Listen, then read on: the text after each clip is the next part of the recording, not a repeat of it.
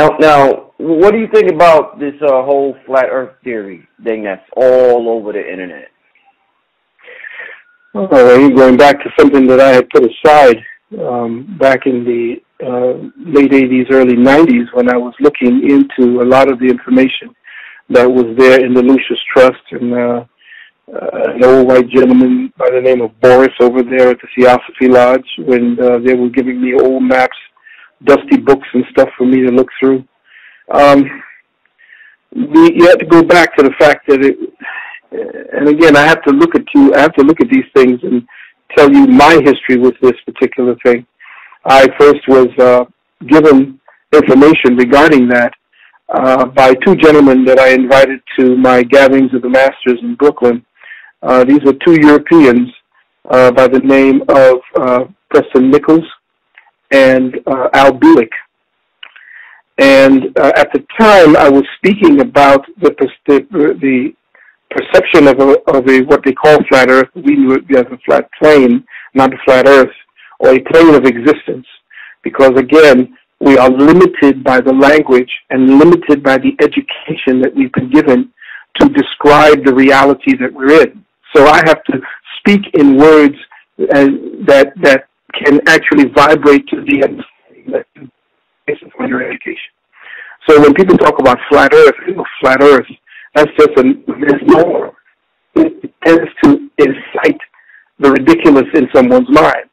So when I'm speaking about that, and for you to understand the so-called flat Earth theories, you have to deal with it from the perspective we do at our university. You cannot deal with it based on what you see on the internet. You have to look at it based upon the ancients and not what it is that your education has made of your reality today. You cannot look at knowledge like this through the eyes of the education that they gave to you.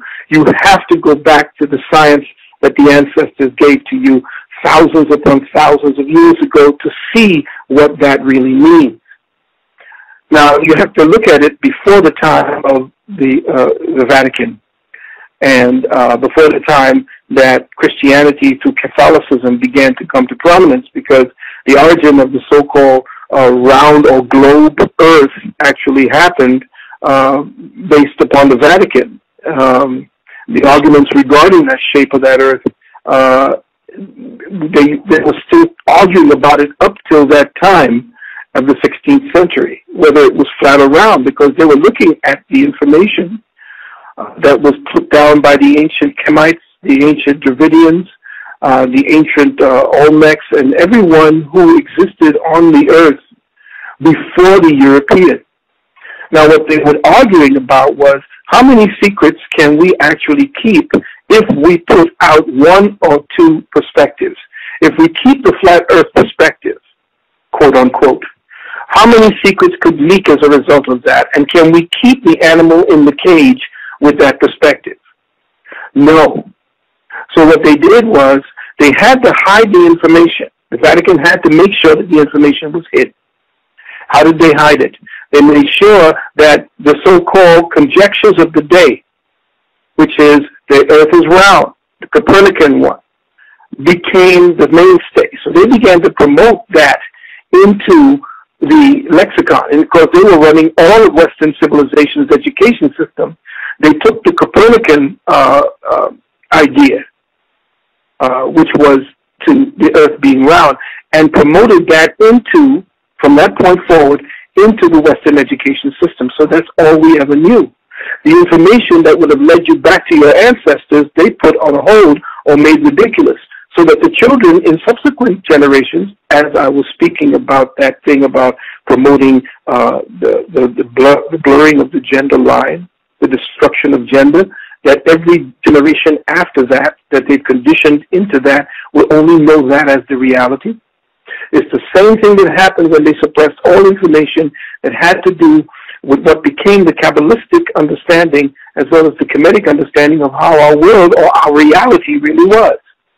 So in injecting that so-called round Earth at that time, they then now created the obtuse environment for us to operate in.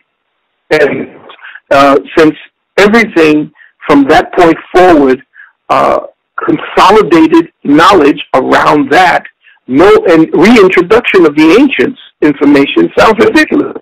So the introduction of ancient information into a Christian church would sound like Satan coming in. So for me to actually speak to you about that, I have to get real deep and metaphysical, the way we teach at our university, and I'm not sure, what that means, and if it would be open for today. I'd have to go to Hermetic astrology, the Hermetic system, versus the what we call the tropical system that is dealt with in the West. If you want to look at it like this, and I'm going to do this very quickly so that people can get an understanding of what it is that I'm looking at and how I see it. Everything is a vibration. Everything is vibration. And if you understood the fact that everything is done in waves, these waves each are a point of conditioning for the solidification of what we call divine intent. I'm going to get pretty heavy here, taking you into the first, second, and third levels of what we teach. If I want to give you a better access to it, because you couldn't get any other access to what I'm speaking about from the Kemetic principle, but I would do it so that you could see it through what would probably be the Kabbalistic principle, because the Kabbalistic was actually stolen directly from the Kemetic principle.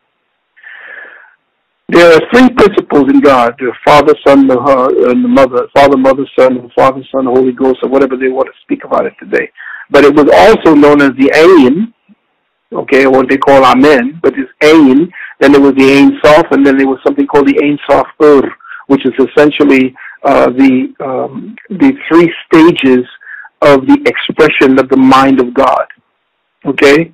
Now, in the expression, when there is to be the expression of the mind of God, when intention is looking for manifestation, it deals in consolidating these intentions into waveforms.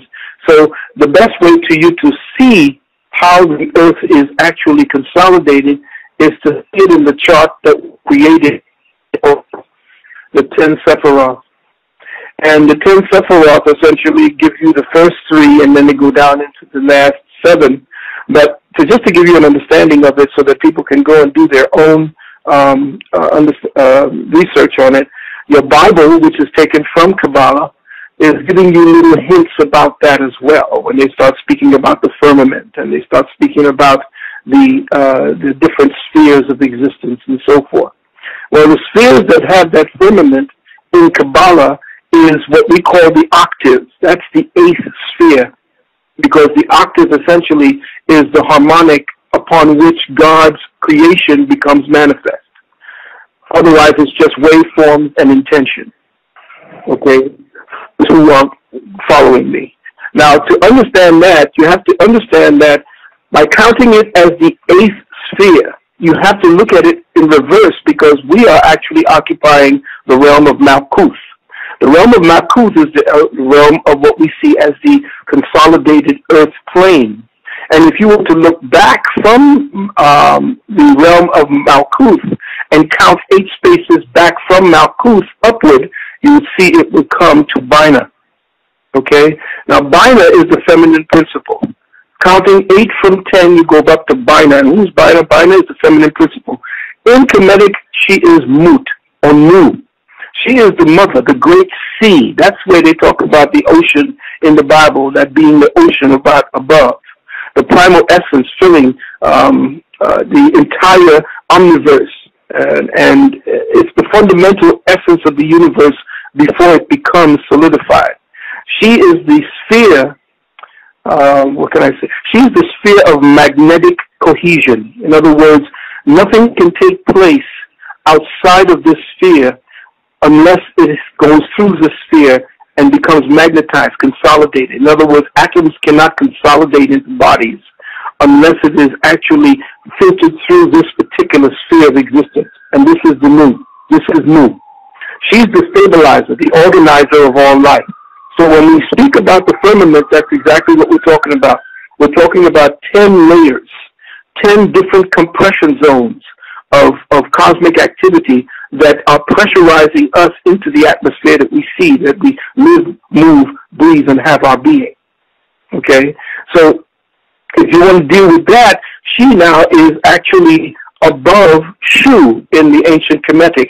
Shu is the air. Shu stands for the vibrational counter pressure to Nu.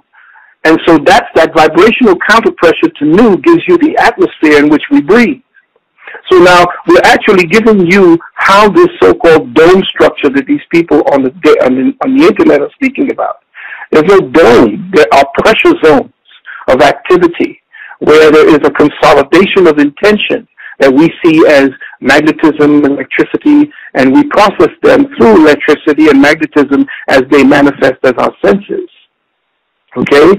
So just to pretty much give you an understanding about the next stage up, if you want to deal with the ninth sphere, which is above the eighth sphere, which is above the firmament, the ninth sphere in Kabbalah would be Chokmah. And again, I'm dealing with reverse. This is the secret. You don't just go from the top down. You have to go from the bottom up because that's where you're operating from. You're operating from Malkuth. You're not operating from Ketha. You're part of Ketha, but you're not operating from there. You have to talk your way back. You have to access your way back to it. That's the process of the Creator coming into the knowledge of itself. Okay, so the ninth sphere is that place where, let me see, what can I say? It's the Ethereum. It's where the cosmic mind coagulates from its source as light and sound into what we call the qualified vacuum of space-time. Ethereum is like where time becomes the qualifying element for all manifested existence. In other words, without the Ethereum, there is no time. Time is an element. It's not just you ticking on the clock on your wrist or on your wall. It's an element that consolidates all things into existence. Without time, no existence happens. Okay? So I'm giving you some real quick things for you to understand about this whole reality that we're in. The flat earth, the whole 9 yards. Our globe, what you see right there is CGI. It's a computer-generated image. It's animation. It's all Photoshop. There's no real picture of our earth. Okay? It's all game. So they're never going to show you what it is that they cannot show you from above. Now, of course, let me just say this. Now, they've been killing off a lot of astronomers. A lot of astronomers have been dying. Yeah, a lot of people dealing from astrophysics have been just suddenly dying. Crashing, somebody killed, stabbed some dude, I think he was an Australian guy, stabbed him 147 times. That was definitely ritual. So what I'm looking at now is that whoever's looking up at the sky, based on the fact that these periscopes and telescopes are getting 10 times more powerful each time, they're seeing something that they're not supposed to report back on. Now, the trick is to get you to believe that they're looking at Nibiru. So if they're looking at Nibiru, are they actually looking at Nibiru, or are they looking at this compression zone? Now, this is the other thing. And I'm going to close out with this so we can move forward. All around the earth as we see it today, there are stories in the ancient text about floods. Floods. Now, above that pressure zone that we spoke about, that pressure zone of the ninth sphere that we spoke about, going into the eighth, that pressure zone of the ninth sphere is compressed hydrogen. This is my theory. It's compressed hydrogen. Now, with the movement of space-time, did we, the reason why we're trapped here and kept in ignorance, did we somehow breach and found a way back to the gods and did something to pollute that area so that what happened was God wound up and pitched a stone and cracked that sphere, the hydrogen, the compressed hydrogen, and it fell to Earth 40 days and 40 nights? Now, just think about that. Because they gave you clues, of course. I don't know. Did you ever see that movie, Avengers: Age of Ultron? Right. Remember when Ultron said something? He said God just got sick and tired of everything, and he just cast a stone. He cast down a stone, and just wiped everything out. And he says he's about to wind up again. Well, supposedly Nibiru, or Planet X, or the original Nibiru was actually called Holukibus, I believe, and it was found by a Chilean scientist, and it was this Chilean scientist, I forgot his name, it'll probably come back to me, but this Chilean scientist came up with this. He saw this thing, Herliculus, Herliculus or Herbiculus or whatever his name is, but it was Planet X, and he said it's coming in, and that might be the stone that was thrown to end whatever is going on here, because man has become so sophisticated that he's trying to break through that ceiling again. And the prisoners, you know, when they show you, there's another one called Escape Plan, that movie with Sylvester Stallone. If you look at the metaphysics of Sylvester Stallone's movie, Escape Plan, you see that he was in an inescapable prison, and where was he? He was in the sea. And he didn't know he was in the waters. Right. He broke through to find out where he really was. So are the wardens now, because we broke through the last time and whatever it is we were doing to mess with that space and to mess with the continuum that was created here as an Eden for these souls to come in and enjoy life and to process God's own reality back to himself, herself, so that she can actually participate in his and herself through us. And are we messing that up? Somebody had gotten into the laboratory and began messing with the chemical formulas and mixtures. Is something getting, are they trying to not get us to see Nibiru? We're supposed to be coming in March and April, sometime this year. Did we see the stone that's been thrown in order to end us, to start us afresh, to start us anew?